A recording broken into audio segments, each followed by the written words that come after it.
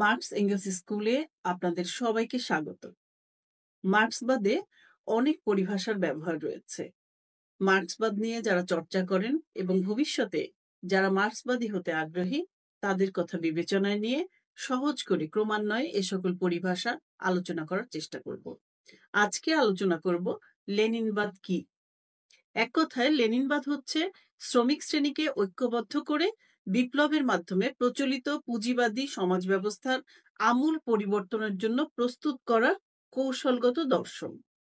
মার্ক্সবাদী তত্ত্বের উপর দাঁড়িয়ে লেনিন বিকশিত একটি রাজনৈতিক তত্ত্ব হাজির করেছেন, যেখানে মার্ক্সবাদকে বিশেষভাবে ব্যাখ্যা করা হয়েছে এবং তা কিভাবে বাস্তবে প্রয়োগ করতে হবে তা দেখিয়েছেন।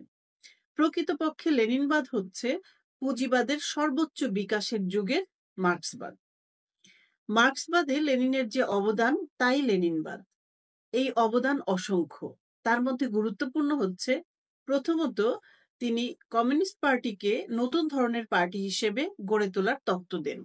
দ্বিতীয়ত লেনিন পুঁজিবাদের সর্বোচ্চ পর্যায়ে সাম্রাজ্যবাদ সম্পর্কে তত্ত্ব প্রদান করেন। তৃতীয়ত লেনিন বুর্জুয়া গণতান্ত্রিক বিপ্লব ও সমাজতান্ত্রিক বিপ্লবের তত্ত্ব দেন। সমাজতন্ত্রকে এগিয়ে নিতে মার্ক্সের রাষ্ট্র সম্পর্কিত ধারণা এবং সর্বহারার একনায়কত্ব ও সমাজতান্ত্রিক গণতন্ত্রের ধারণাকে বিকশিত করেন। চতুর্থত লেনিন জাতীয় মুক্তি সংগ্রামের তত্ত্ব হাজির করেন। পঞ্চমত তিনি মার্ক্সের দ্বান্দ্বিক বস্তুবাদকে আরো বিকশিত করেন। তাহলে বলা যায় কমরেড লেনিন আদর্শিকভাবে একজন সমাজতন্ত্রী হয়ে মার্ক্সবাদের বৈচিত্র্যপূর্ণ তত্ত্বের প্রয়োগ ঘটিয়েছিলেন, যা লেনিনবাদ নামে পরিচিত।